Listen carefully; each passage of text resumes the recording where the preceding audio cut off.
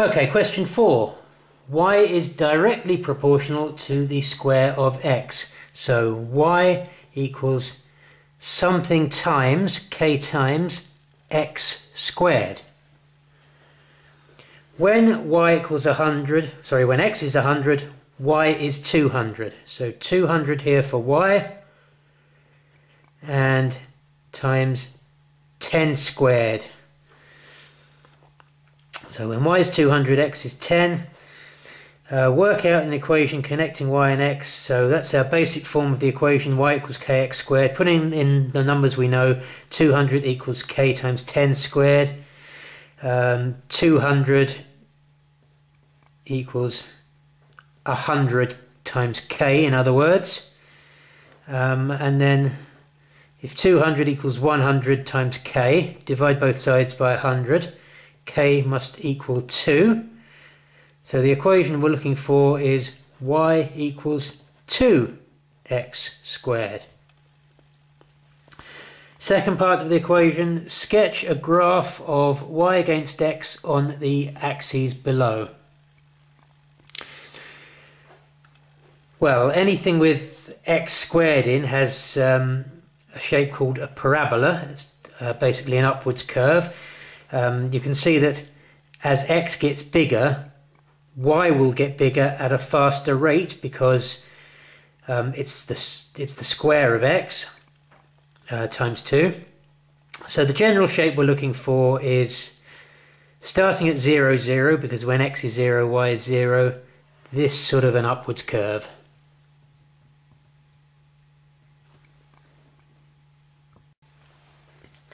And question 5. Blah blah blah, something about rugs. P is proportional to the square of W. That's the key information. So P equals something times, call it K again, W squared. It's proportional, so it's something times W squared. A rug costing £32 is 80 centimeters wide. Okay, so when the price is 32, when P is 32, W is 80. So 32 equals K times 80 squared. Or in other words, 32 equals K times 6,400. So divide both sides by 6,400 to find out what K is. And 32 divided by 6,400 is 0.005. 0.005. So K is 0.005, so the equation is P equals 0.005 times W squared. Second part of the question. What is the cost of a rug with width 100 centimeters? So when W equals 100, what is P? So P is 0.005 times W squared, 100 squared.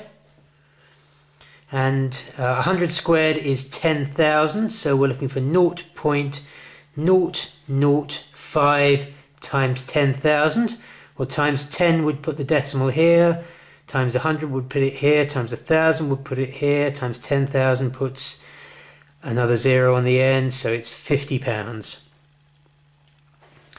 Next part of the question. Well, we've had a part where they've given you W and asked you to work out the price, and now they've given you the price and they want you to work out the width. So just using the same thing the other way around. So again, starting with P equals 0.005 W squared. This time we've got that the price is 18, so 18 equals 0.005 W squared. Now to find out what W squared is on its own, we'll have to divide by 0.005, so we'll have to divide both sides by 0.005. And 18 divided by 0.005 is 3,600. So 3,600 is W squared, so W itself is the square root of 3,600, which is 60. So the width of the rug is 60 centimeters. Okay, the next part of the question is asking you which graph describes or shows the relationship between P and W.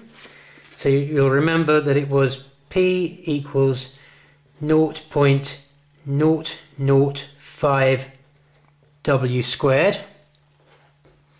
So like in the last question, if W increases, then P will increase at a faster rate because P involves calculating something with W times W. So it's this upward curve where when W increases, P increases but faster. So it's the upwards curve just like it was in the previous question. So a reason for that, well, let's write the answer. Graph 1, P equals 0.005 W squared, so P increases at a faster rate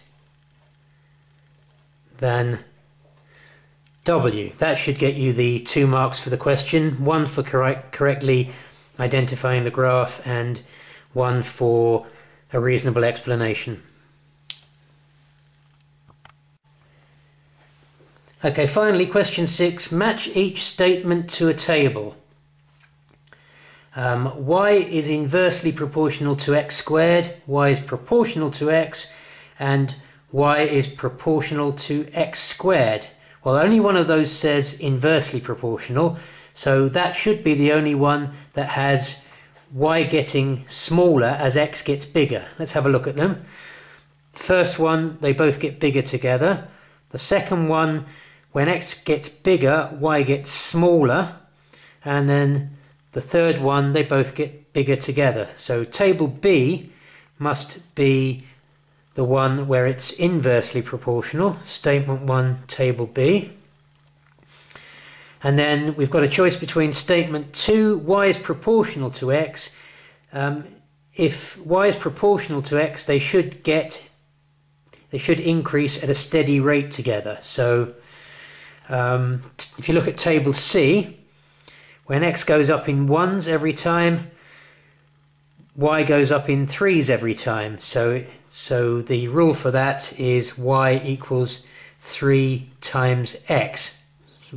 X, not x squared, x. But on table A, when x gets bigger in 1s, y gets bigger at a faster rate. It goes up by 3, then 5, then 7, and in fact that one is y equals x squared. So statement 3 matches table A, y is proportional to x squared, and statement 2 matches table C, y is proportional to x. So let's just fill that in the right space. Statement 1 matches table B, statement 2 matches table C, statement 3 matches table A.